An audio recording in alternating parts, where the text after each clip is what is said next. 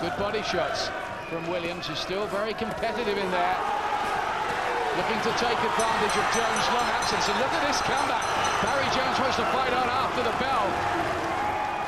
Chris Williams from that famous fight town of Merthyr has to cover up again, and Jones getting through with some of these.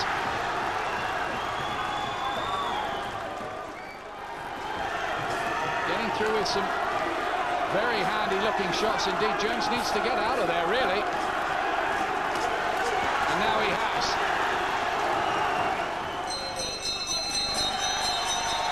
Barry Jones comes back with a win. The crowd enjoyed that, and they're enjoying to see their boy back in the ring with a good victory there. Nice touch between them afterwards. It looks like everyone in Wales is hoping Jones can make it back to the top, and quickly.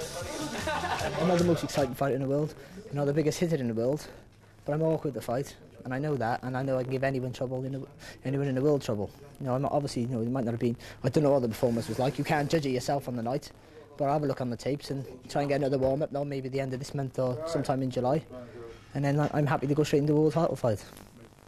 Barry McGuigan, did you think he looked sharp? I thought he looked very good after being out for so long. I thought it was an ideal match. You know, he's not a tremendous puncher, Barry, but Chris Williams gives him a good workout, and he's much better than his record suggests. It was 6 rounds of non-stop action. Will get his accuracy back, get his timing back again. But he's going to have a real job fighting Alexandrov and winning the title against him. He talked about a world title fight, and he says he knows he'll give them trouble. The problem is being able to beat them. Quality division, super featherweight division. Robert Garcia is ABF champion. Floyd Mayweather WBC champion, and Alexandrov, who's WBO, and he's tall and rangy and a hard punching guy, hard to beat. Let's not be down on everybody here, Steve. Give him some hope, will you? Oh, listen. Can you? Oh no, you can give him some hope because he's technically a well-schooled boxer, and Alexandrov's a little bit mechanical, and the guy who might be the weak link is Garcia. He is absolutely struggling at super featherweight. That could have been part of the reason he pulled out of the fight last weekend.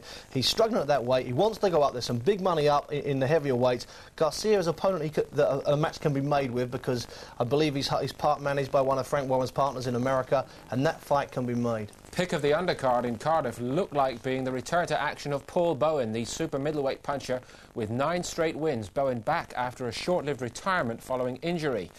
The Southern Area title holder in against Matthew Barney from Southampton. Desperate to look good, but maybe it was just one of those nights. Oh dear, oh dear. Well, this is messy in this opening round. Has to get better. Pity, because it looked quite an intriguing little match-up on paper.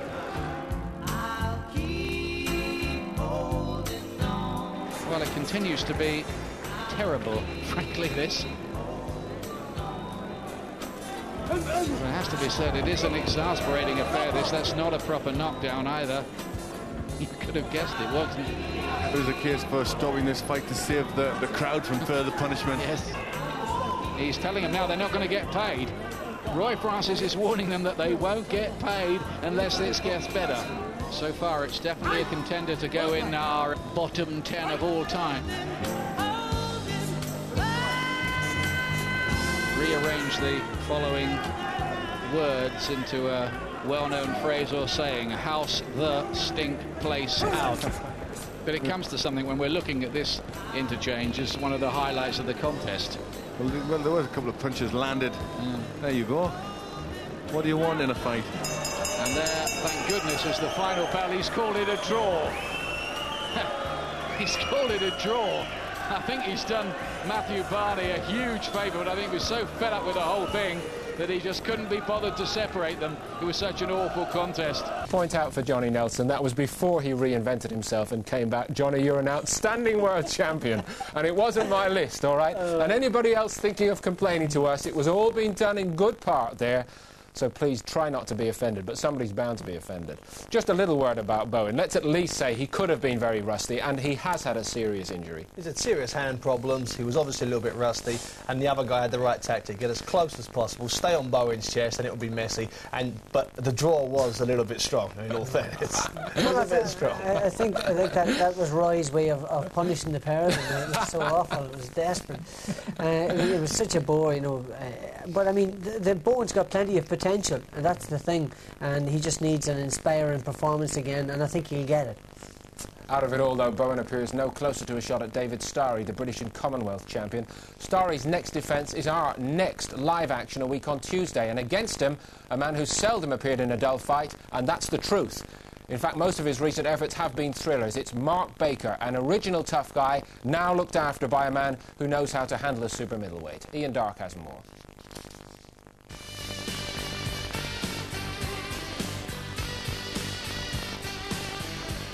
Down on the Sussex coast, Lord Eubank of Hove wishes it to be known that he's currently retired.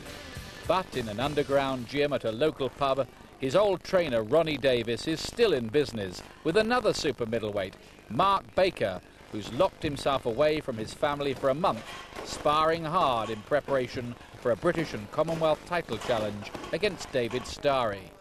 Baker comes from a big gypsy family. He was bullied as a boy. He had to learn to fight. We used to get called gyppos and other things, and at school there was only a few of us. We used to stick together, and we had a bit of a rough time at school.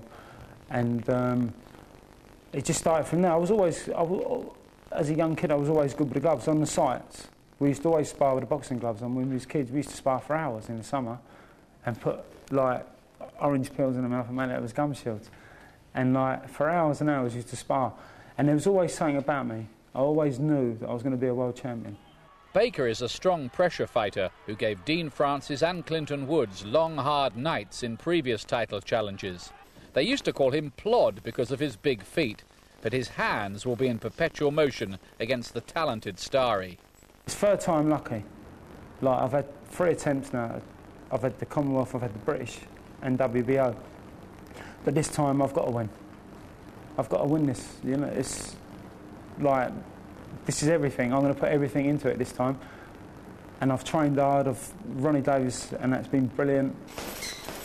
Do you think there's a danger that if you don't become British champion this time, you'll be looked on as a bit of a nearly man at the top level? That's what I'm worried about. That's my biggest worry, is being a nearly man.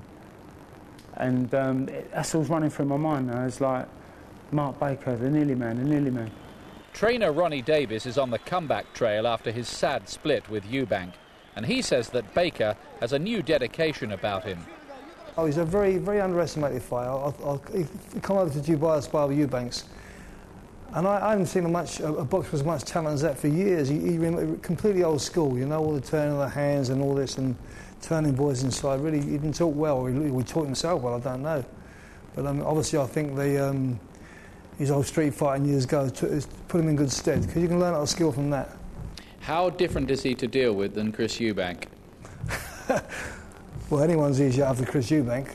Mark Baker has twice come close to crowning his career with a major championship. This time, he knows he has to do it. Mark Baker has got a chin like a concrete post.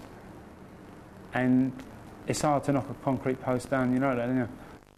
He's a tough man, and he's thrilled us a few times. Excellent matching prospect here, and a good testing ground for Starry as well. Would you say that? Well, Starry needs this one because, you know, even though Starry's won the British title and he's won a few fights, he's still really recovering from that dismal night at Wembley when he lost to Dean Francis. I mean, I think that's such a blot over his head.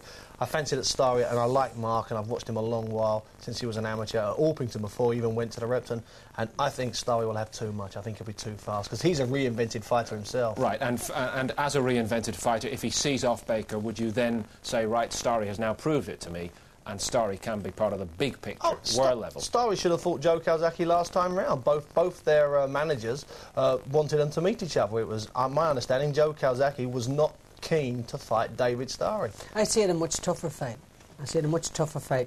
I don't think Starry has improved in the areas he should have improved in. That's defence. He's a wide, gappy defence.